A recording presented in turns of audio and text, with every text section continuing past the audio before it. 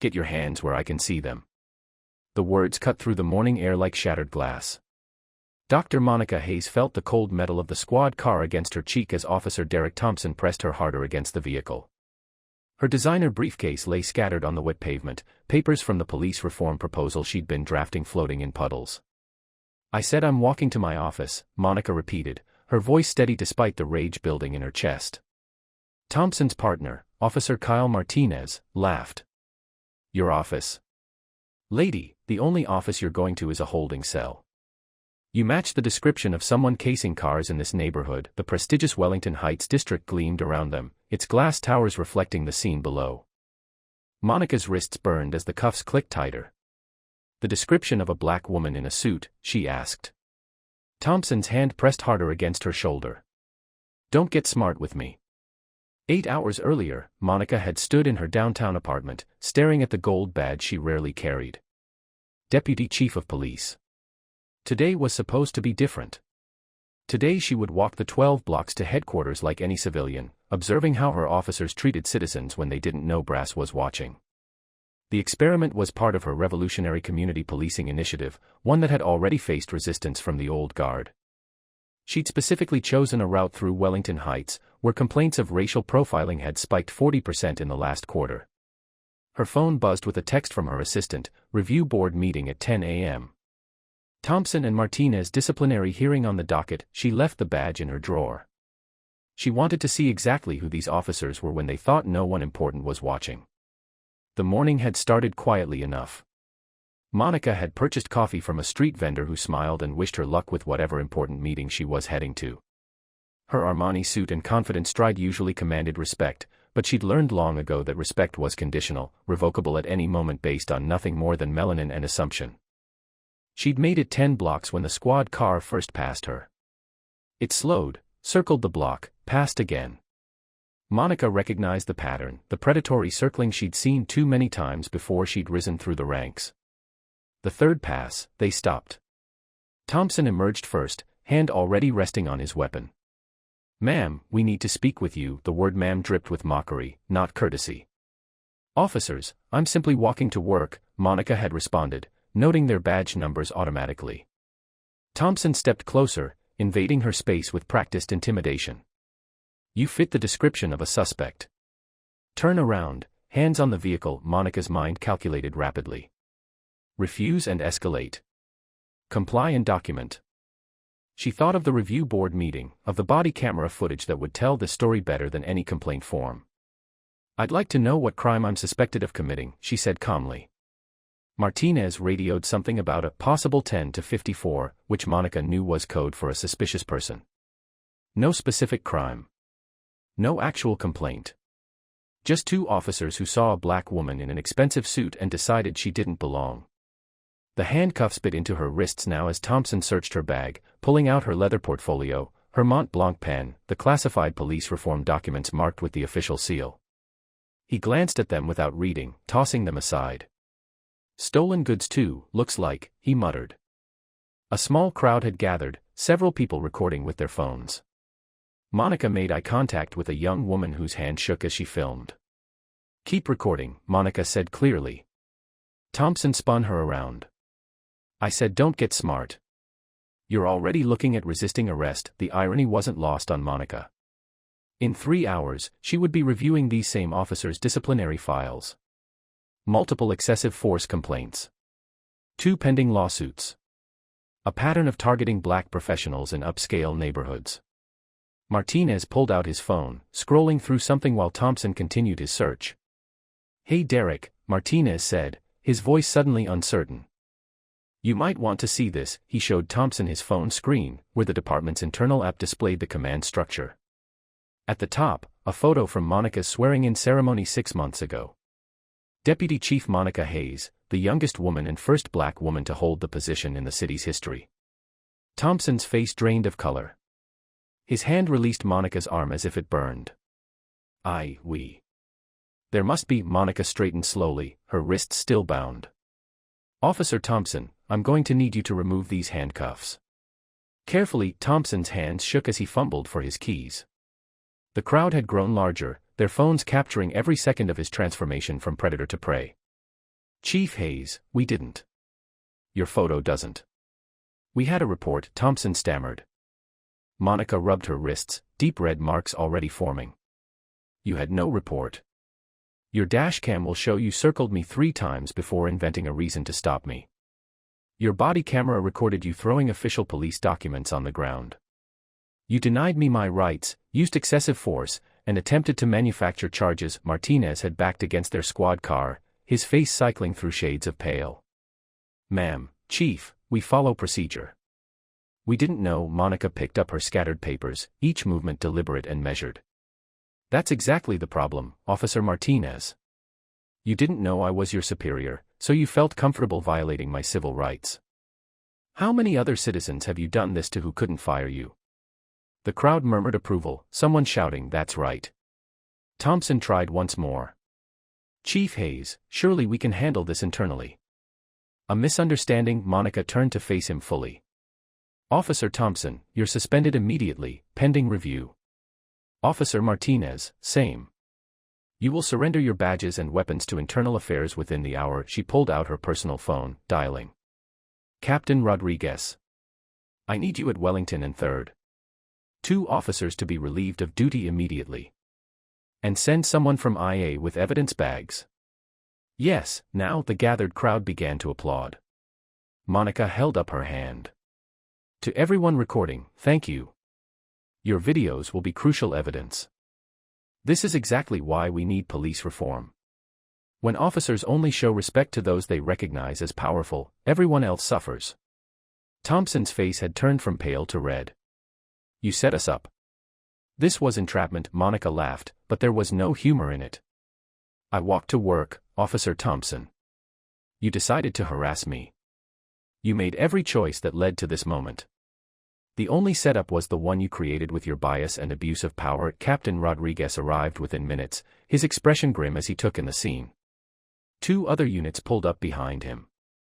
Monica handed Rodriguez her bruised wrists to photograph, evidence of excessive force. Full investigation, Captain. Every arrest these 2 have made in the last year needs review. Every complaint re-examined. Thompson and Martinez stood frozen as their badges were confiscated, their weapons removed, the tools of their authority stripped away in full public view. The next 3 hours passed in a blur of statements and evidence collection. Monica arrived at the review board meeting precisely at 10, her wrists bandaged but visible. The room fell silent as she entered. The police commissioner, James Walsh, stood immediately. Monica, I heard what happened. This is exactly what your reform initiative predicted. Monica set down her briefcase, the same one Thompson had thrown aside. Commissioner, I propose we accelerate the program. Mandatory bias training isn't enough.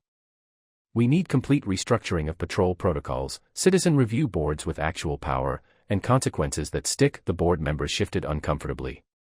Some were part of the old guard who'd protected officers like Thompson for years. Monica opened her portfolio to the reform proposal, now slightly water-stained but still readable. Every officer needs to understand that the badge is not a license to humiliate, harass, or harm, Monica continued. Today, 2 officers learned that lesson. Tomorrow, we start teaching it department-wide. Board member Richard Hayes, no relation despite the shared surname, cleared his throat. Deputy Chief, while this morning's incident is regrettable, surely 2 careers shouldn't be destroyed over a misunderstanding. Monica stood, her full height commanding the room. Misunderstanding. They saw a black woman and decided she was a criminal. They ignored her rights, used excessive force, and only showed remorse when they realized I had power over them. How is that a misunderstanding? The room fell silent. Commissioner Walsh nodded slowly. Motion to implement the Hayes Reform Initiative immediately. All in favor. Hands rose around the table, some reluctantly, but enough. By noon, the story had gone viral.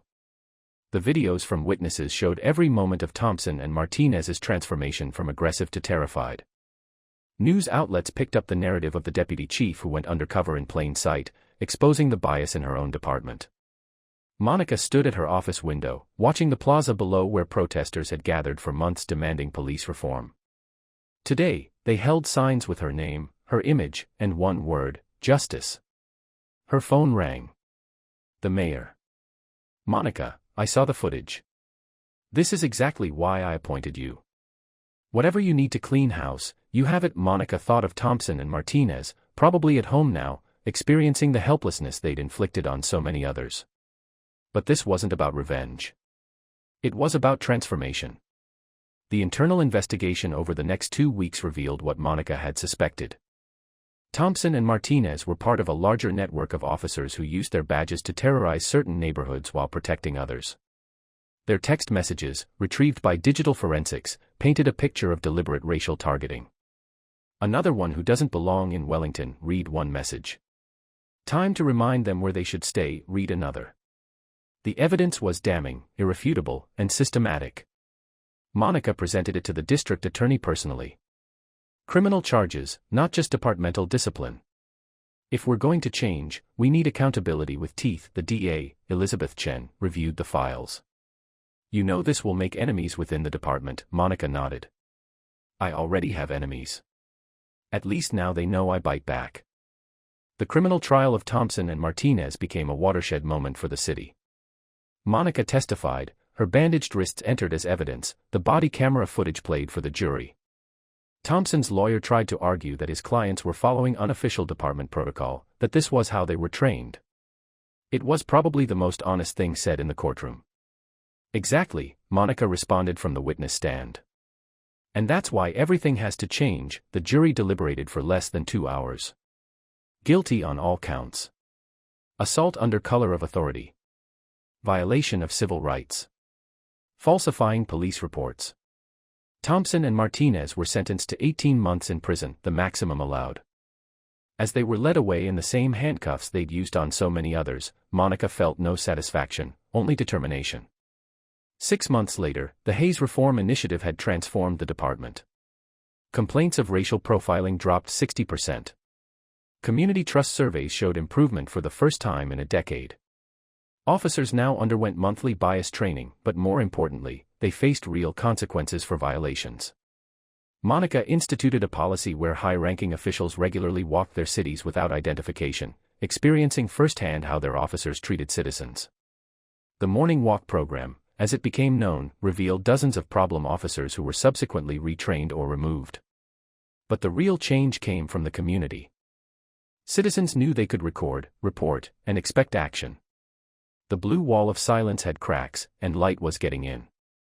Monica kept the scars on her wrists. They'd faded but were still visible, thin white lines against her brown skin. She wore short sleeves to every meeting, every press conference, every community forum. A reporter once asked if she regretted that morning, if she wished she'd just shown her badge. Monica touched her wrists gently. Every scar is a story. Mine tells the story of what happens when we mistake power for righteousness, when we confuse authority with superiority. If my scars prevent someone else from getting theirs, then they're worth keeping visible. Thompson and Martinez were released after serving their full sentences. Thompson left the state. Martinez wrote Monica a letter, apologizing not for getting caught but for who he'd been. He now worked with a nonprofit teaching de-escalation to security guards. People could change, Monica thought, but only when change was the only option left.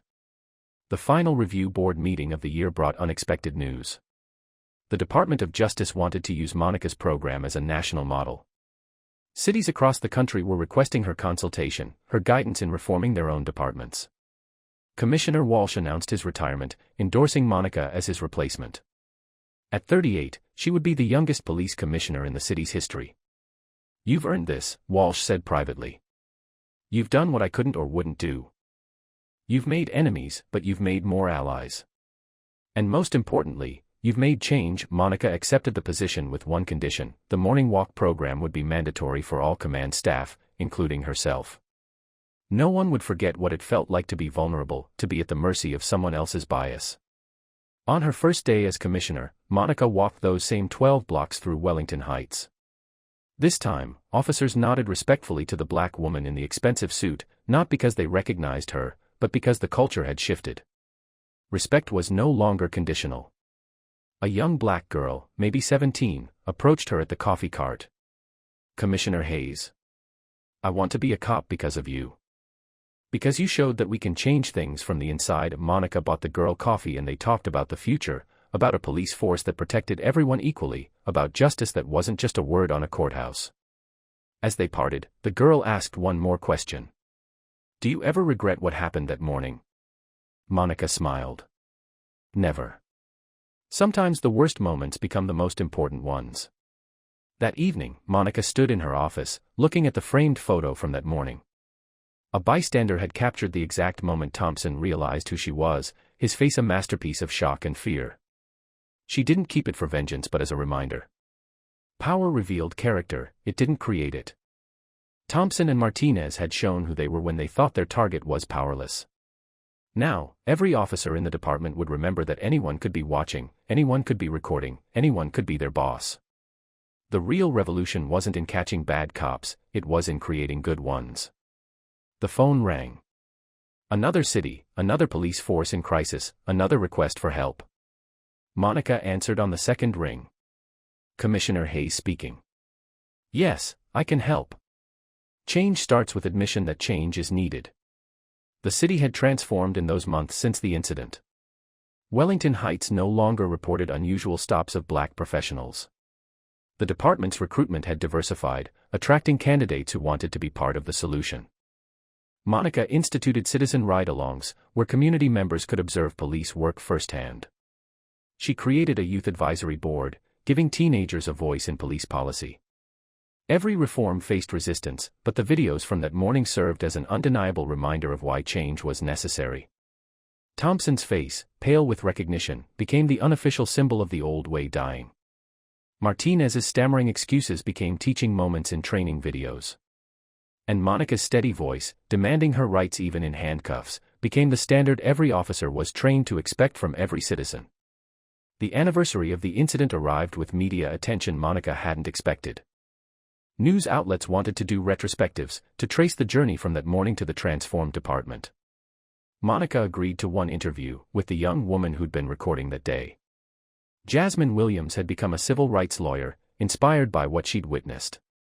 "You stayed so calm," Jasmine said during the interview. "How did you not rage?" Monica considered the question. Rage was there, believe me. But rage without power just becomes another excuse for them to escalate. I had power they didn't know about. I used it strategically. The goal wasn't to destroy 2 careers, it was to transform an entire system, Jasmine nodded. "And if you hadn't been deputy chief?" Monica's answer was immediate. "Then I would have been another statistic, another complaint buried in a file." That's why the system had to change. As the interview concluded, Monica shared one last thought. What would you do if you saw someone being treated unjustly? Would you record? Would you speak up? Would you demand change? Or would you walk by, grateful it wasn't you? Every person watching has the power to be part of the solution. You don't need a badge or a title. You just need courage and a camera. The question isn't what would you do? The question is, what will you do the next time you witness injustice? Comment below with your answer. Share this story if you believe in change. And remember, this isn't just a story. This happens every day, in every city. The only difference is that this time, the victim had the power to fight back. What about all the ones who don't?